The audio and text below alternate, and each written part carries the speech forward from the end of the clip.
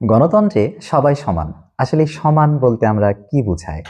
Equality এবং ইকুইটির মধ্যে পার্থক্যটা কোন জায়গায়? আর কোটা যদি থাকেই তাহলে আসলে কোটা কত পার্সেন্ট হওয়া উচিত? দেখুন, আমরা সবসময় বলি গণতন্ত্রে সকল মানুষ সমান হয়ে যাবে। আমরা ফরাসি বিপ্লবের সেই মহান বাণী সাম্য, স্বাধীনতা, ভ্রাতৃত্বের কথা বলি। অথবা আমাদের মুক্তিযুদ্ধের যে ঘোষণাপত্র সেখানে ছিল সাম্য, মানবিক মর্যাদা, সামাজিক সুবিচার। এখানে এই সাম্য বলতে আসলে বোঝায় সুযোগের সমতা। প্রত্যেকের সুযোগ সমান থাকবে। অর্থাৎ আপনি চাইলেই প্রধানমন্ত্রী পদে নির্বাচন করতেই পারেন, কিন্তু আপনিই প্রধানমন্ত্রী হবেন বা প্রধানমন্ত্রী আর আপনি সমান, সেটা কিন্তু না।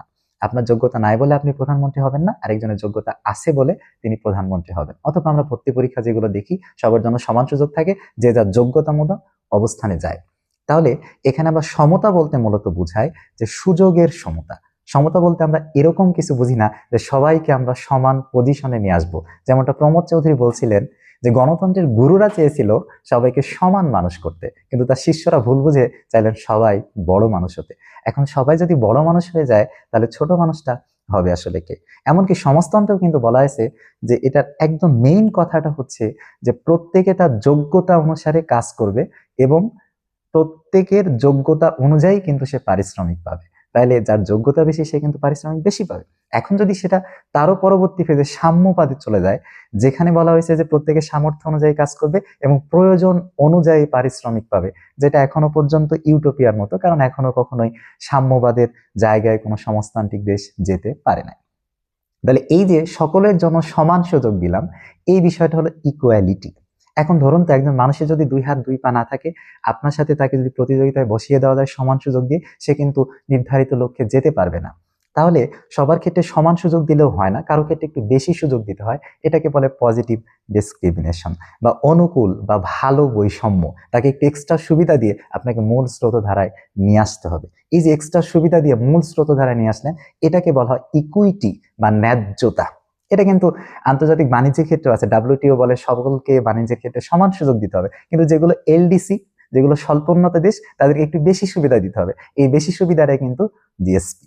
তাহলে এই যে আপনি একটু এক্সট্রা সুবিধা দিচ্ছেন, অনগ্রসর বা নারী, শিশু বা অন্যদের ক্ষেত্রে আপনি বিশেষ সুবিধা দিচ্ছেন, সেটা দিয়ে তাকে একটা পর্যায়ে নিয়ে আসতেছেন যাতে সে মূল স্রোতধারায় ডিসিশন মেকিং অংশ নিতে পারেন।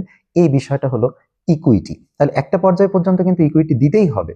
এরপরে যখন তারা সমানভাবে কম্পিট করার যোগ্যতা অর্জন করবে, তখন আপনি ইকুয়ালিটির দিকে যেতে পারেন। এখন প্রশ্ন হলো, এই যে আমরা বিশেষ অধিকার দিচ্ছি, এই বিষয়টাই কিন্তু কোটা। তাহলে কোটা আসলে কত পার্সেন্ট হওয়া উচিত? এটা নিয়ে আকবর আলী খানের একটা চমৎকার গবেষণা আছে। তিনি বলছেন প্রথমে মূলনীতি হচ্ছে সকলে সমান, আর ব্যতিক্রম হচ্ছে কাউকে বিশেষ সুবিধা দিতে হবে।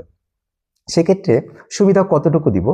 ওই পার্সেন্ট জনগণ যত পার্সেন্ট আছে, সে যেন তত পার্সেন্ট প্রতিনিধিত্ব নিশ্চিত করতে পারে সেরকম একটা সুবিধা রাখতে হবে। ধরুন ফিজিক্যালি ডিসেবলড পার্সন আছে 1%, তাহলে এই দেশের মূল স্রোতধারার যে কাজগুলো আছে সেগুলো ডিসিশন মেকিং বা চাকরি বা যে কোনো জায়গায় যাতে 1% প্রতিনিধিত্ব তাদের থাকে, সেরকম একটা ব্যবস্থা সুযোগ করে দিতে হবে, যাতে তাদের কথাগুলো, তাদের ভয়েসটা সবার কানে পৌঁছায়। এইভাবেই কোটার পার্সেন্টেজটা নির্ধারণ করলে সমাজে প্রথমত একটা জায়গা তৈরি হবে যেখানে যারা সুবিধা বঞ্চিত তারাও সমানভাবে প্রতিযোগিতার সুযোগ পাবে এবং মূল স্রোতধারায় অংশগ্রহণের সুযোগ পাবে। ধন্যবাদ সবাইকে।